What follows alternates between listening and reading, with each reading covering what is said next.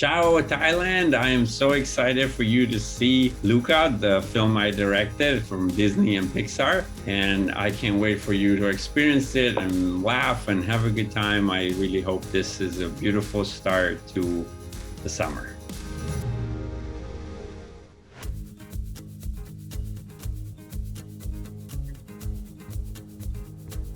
Yeah, it was definitely a challenge, a curveball thrown at us. We didn't know if we could finish it because we were sent home without knowing what to do. But luckily, slowly, we surmounted every obstacle. At first, we couldn't record the actors. Usually, we do them in recording studios. So we sent them iPads and microphones, and that way we slowly got into working again. So a lot of kudos for the ingenuity and scrappiness of finding different ways of working.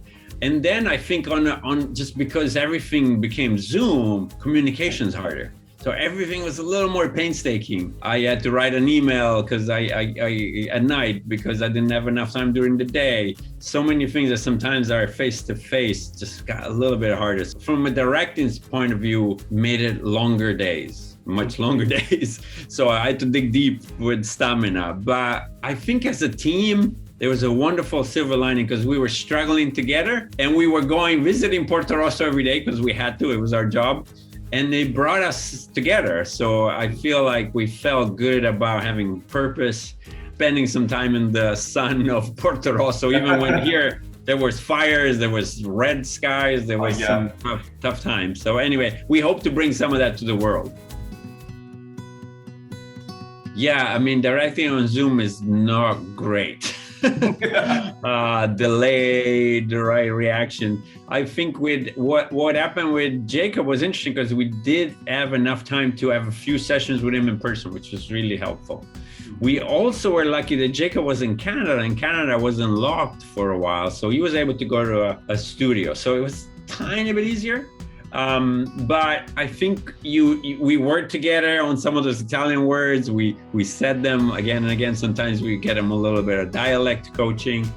Luckily, they only needed a few words because it part of the story is that they don't understand this culture. So we allowed for the accents, for them to be a little more neutrally American.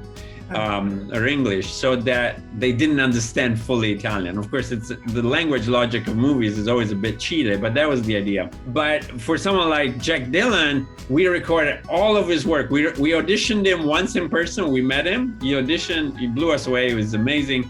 And then it was always in his mom's closet. It was hot. Sometimes it was stifling. And yeah, but he's amazing. He's really great. And in many ways, Alberto is such a confident guy, and Jack Dylan, he really is that confident, you know.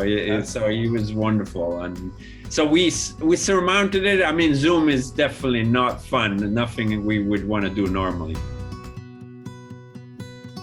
Yeah, well, you know, it's funny because we're so used to very high quality in our recording studio of recording. What we found out once we tried it, so it was painstaking on a couple of levels because they had to hit stop and we were on the spot. A couple of times we didn't hit record when we were supposed to hit record. So sometimes oh no, we lost 20 minutes, gone. So we had to redo it, right? So there would be some mishaps like that because they had to be their own recording and send them to us pretty consistently so that we could check them. So it was more time consuming for everybody.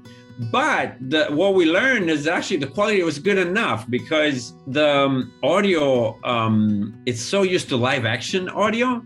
Live action, you have someone with a boom mic in the middle of, in the middle of nowhere. So they're used to planes and things. So actually we found that with a little bit of that work, it wasn't a problem. So they deal with worse. So we as the industry, we learned actually, maybe we were giving the audio almost too perfect. We might not need it because it wasn't too much time and it was a good, at first we didn't know if you could tell the difference, but it wasn't a problem.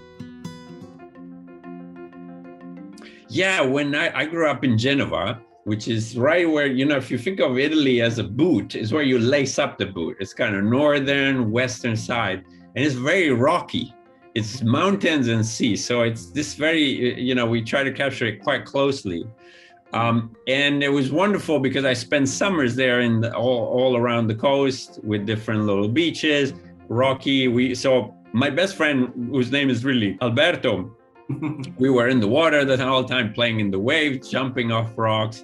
So that was a wonderful part of my childhood. That was part of trying to bring people there. I also love little Italian towns. And now wonderful, there's always this usual suspects, we call them, right? These old ladies always talking. And the square is where everything takes place. It's almost like a theater in some way. Yeah. So we wanted to convey the town as its own true character. And we had a lot of fun at thinking about all the little characters. They're very working, blue collar, working, because that's actually really they're fishermen or vineyards, or that's really the place. The Cinque Terre specifically are these 5 little towns that are lovely. They're so colorful and they're really hanging on. There's only rocks, a few buildings, and the sea. So that was really what inspired me. It always felt so good, and they are stuck in time because they can't build anything anyway. So they're very beautiful and pristine. So that was the inspiration behind Porto Rosso. These friendships that help us find ourselves. That is really at the heart of the story of LUCA. Yeah!